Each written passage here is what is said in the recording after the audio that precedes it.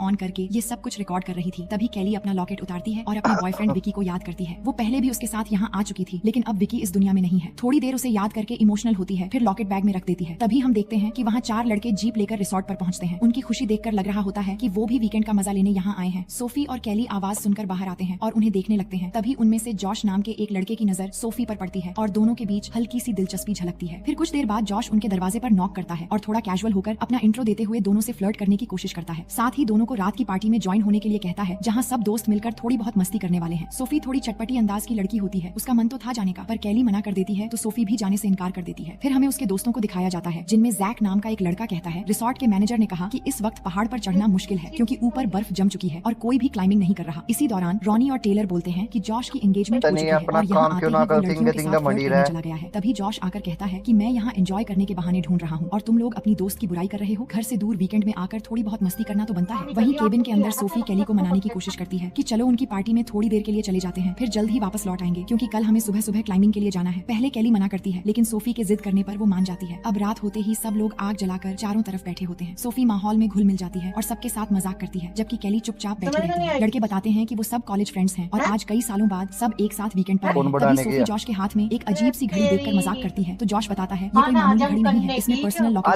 दुनिया में किसी भी जगह मुसीबत में हो तो सिर्फ एक बटन दबाने से सैटेलाइट में शरीर के लिए तो है तक मदद पहुंच जाएगी। तभी बातों बातों में सोफी कहती है कि वो दोनों सबसे ऊंचे माउंटेन जिसका नाम एंटिलाओ है उस पर क्लाइंबिंग करने वाले हैं। ये सुनकर लड़के हैरान हो जाते हैं कि हम भी वहां जाना चाहते हैं, पर हम इतने ट्रेंड नहीं हैं। कैली ज्यादा बात नहीं करती और रेस्ट करने के लिए केबिन में लौट जाती है, जबकि सोफी कुछ देर और उनके साथ रुक जाती है। फिर जॉश कहता है, कल हम भी पहाड़ पर क्लाइंबिंग करने वाले हैं, लेकिन दूसरे रास्ते से। ये सुनकर सोफी जॉश का मजाक उड़ाती है कि तुम लोग तो सीधे चढ़ाई नहीं कर सकते, इसलिए आसान रास्ते से क्लाइंबिंग कर रहे हो, सबसे पहले ऊपर पहुंचेंगे। जॉश फ्लर्ट करते हुए कहता है कि तुम चाहो तो मेरे केबिन में चलकर मुझे क्लाइंबिंग सिखा सकती हो। दरअसल वो इनडायरेक्टली सोफी के साथ रात बिताने की बात करता है, पर सोफी उसकी बात मजाक में उड़ा देती है क्योंकि वो मन ही मन उसे पसंद करने लगी थी। वहीं कैली को देखते हैं जो अपने इसी वीडियो का अगला पार्ट देखने के लिए चैनल को सब्सक्राइब और वीडियो पर लाइक करना बिल्कुल ना भूले।